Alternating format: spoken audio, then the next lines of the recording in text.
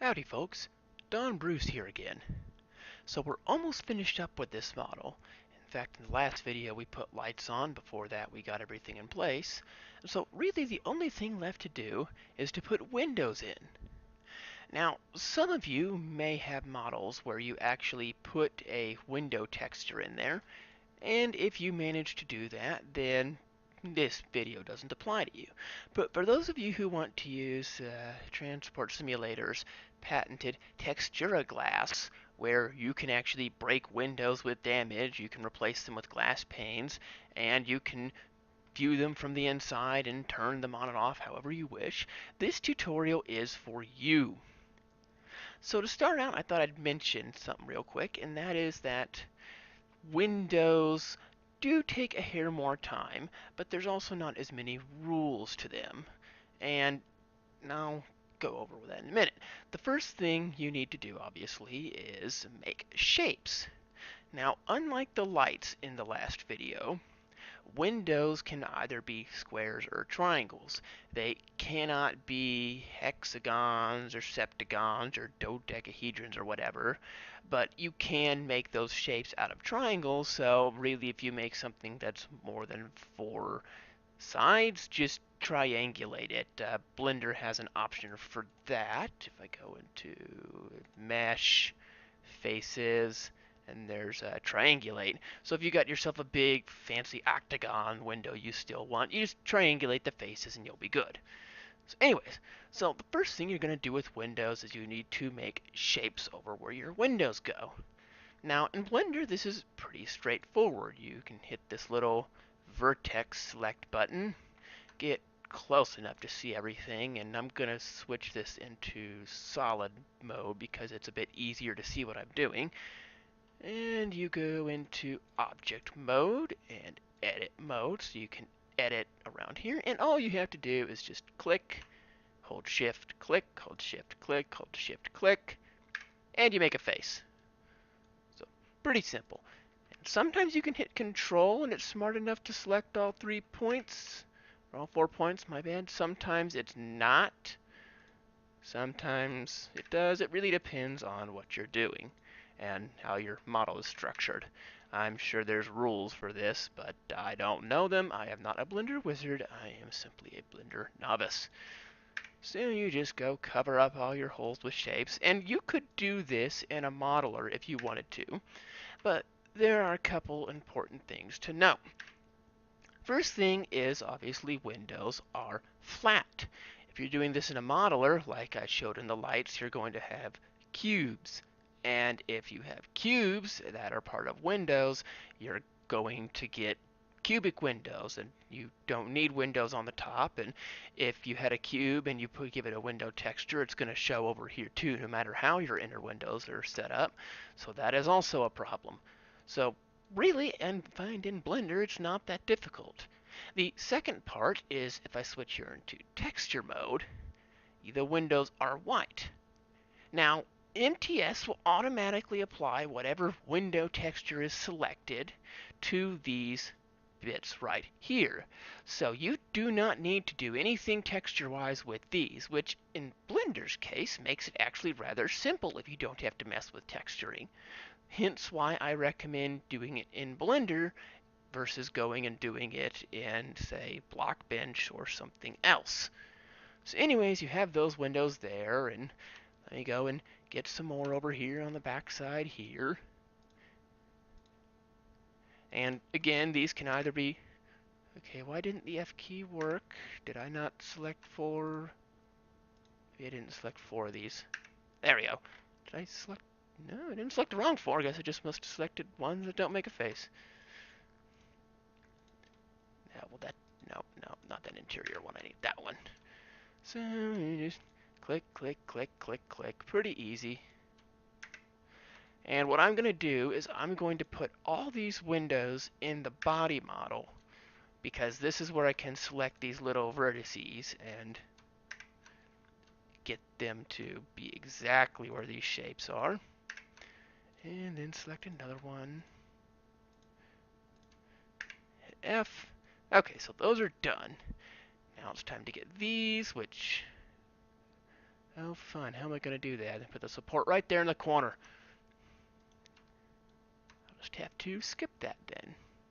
So this is the fun when you get with these angle parts. Sometimes people don't quite design these for Windows and you have to improvise. So I click that one. That'll do. And then this one. And again, I could go back to here, but that's going to look weird if you just have a window that's that much. So I'll put him there. And, ooh. This is going to be fun. I'll go there, and I'll go right there. That'll do. Like I said, sometimes windows they don't fit well, but that's as good as it's going to get. A modeler is not me. Okay, so there's that one. Then this one would go to here. And I think the point for this is inside the roof, so I'm going to go grab it. There we are. And then this point's right here. And then that point's probably down. Yep, down in here. Always down in the nose. So that one, then grab that one, then grab... Come on. Which one was it? That one, I think? Yeah. And then that one. So there we go. Windows. So that's pretty simple. So once you have all your shapes and you have all your points there, the next thing you want to do is generally split them off into another object, because obviously if they're part of the body, it'll try and use body textures on it. So let's just hit and click all the windows, and got it. Got that, got that,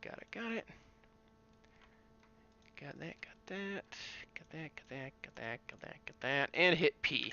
And what that's going to do is it's going to put them in a separate object. Now, with Windows, the only requirement is that you have the word window in the part name. It can be uppercase, lowercase, or whatever. It doesn't matter what version. You just have to have Windows. So I'm just going to call this window, and I'm going to call that, again, window, so it matches. Alright, so I'm going to go to the window, select them, go into edit mode, and there we go. So all the windows are here, and they're not part of the body, which is good. They need to be separate. So if you notice, though, some of these are dark and some of these are light. And that's because it's based on the normals, or where Blender thinks the face's outer thing is. So if I hit the N key and bring up this normal window and choose these face ones, and let's make them bigger, you can see that it thinks this face is part of the outside, and that one's part of the outside, as is that one, because that's where the little things are pointing.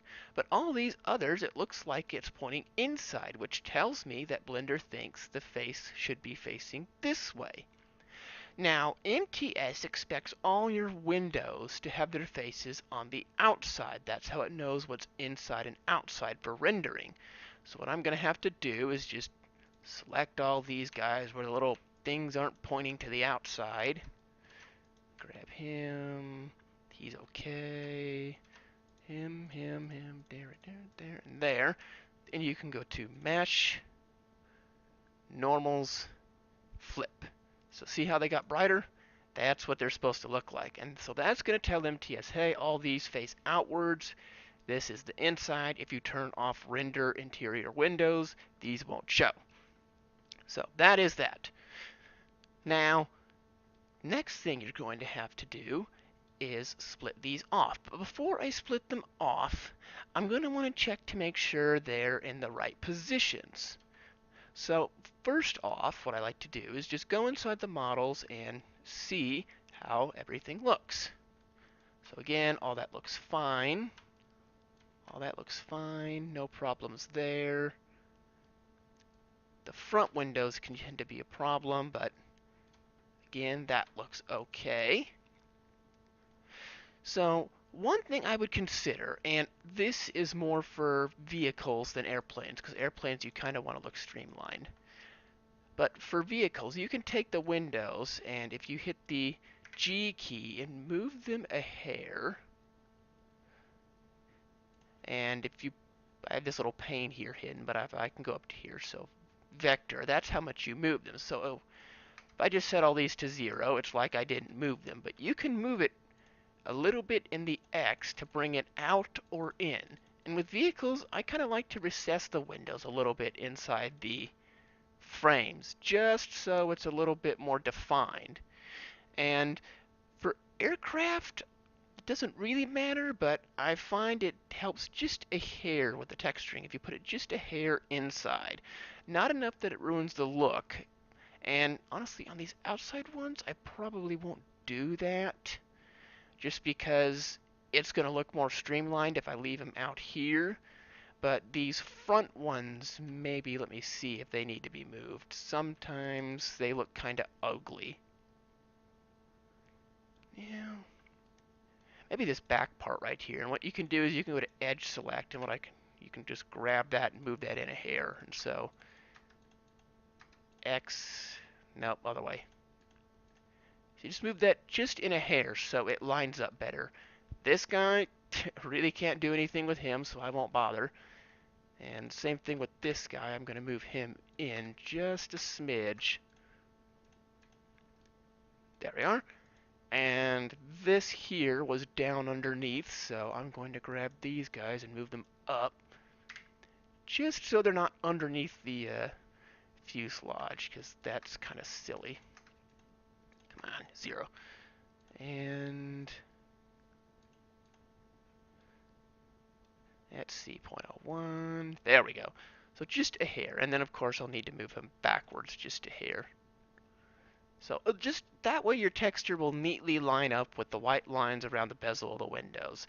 It's not necessary by any means, but it's just a little bit of extra work to make it look a little bit nicer and mesh a little bit better.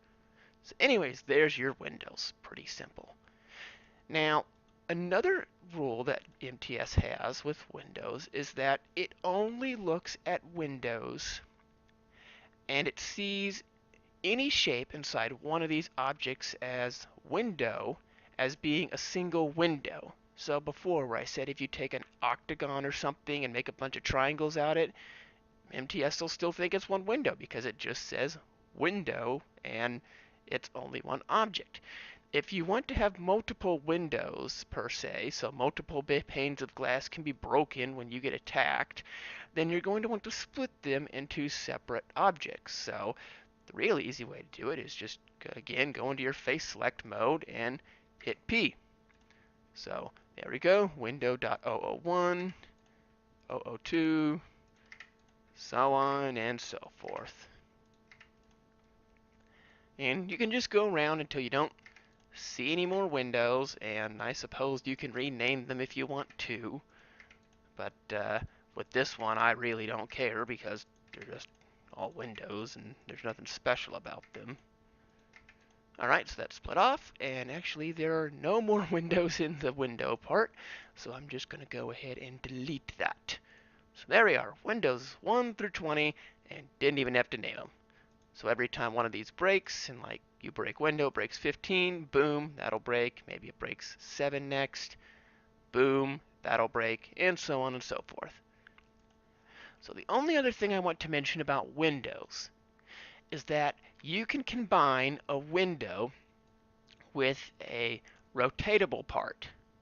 So you could have a door L bow underscore window, and that would basically be a window inside the door. And because it has a $sign, Minecraft Transport Simulator will recognize it as being a part that needs to be rotated and will look for that information in the JSON file to figure out how to rotate that part. If you're on version 11, it will. If you're on version 10, it'll do it automatically. So that's just difference in specifications, and we'll get into JSON later. But no, you can combine windows with rotatable parts and make them rotate, as well as the 11 will allow you to combine lights with rotational parts. So say if you wanted to put a light on the top of your rudder, you can make the light swing back and forth as well as the rudder swing back and forth. Or if you wanted to get real fancy, you could mount a light right here, hook it up to the rudder, and as you turned, your landing light would turn back and forth. So, a lot of nifty things you can do. But anyways, we are actually pretty much done here. You've got your windows, you've got your lights, you've got your little control surfaces that move up and down and all around, and you've got your texture here. So I'd reckon to say this model is ready to go into Minecraft Transport Simulator. So the only thing I'm going to talk about, and this will be in the video 5, is some oddities and quirks that you might run into. But I thought I'd end here just because this is most of what you're going to need to do to get any basic model ready for MTS. If you have issues, you might see them in video 5, but in general, this is the end of your journey, and you can go to actually getting it in game, getting the parts on, and getting it up in the air, or on the road if it's a car.